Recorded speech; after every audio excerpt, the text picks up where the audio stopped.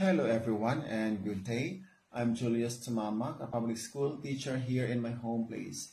You know, the life of a teacher is indeed busy, but despite my busy time and hectic schedule, still I deserve to enjoy my free time. So during my free time, normally I would do three things only. First is vlogging. I enjoy doing it a lot and I love creating content videos because I find it so interesting and engaging. And through vlogging, I can express so well myself and I can reach out to a wide range of audience. Second is I'm so in love in reading, and every time I read, it's life-changing and empowering. So definitely it's one thing I can stop doing.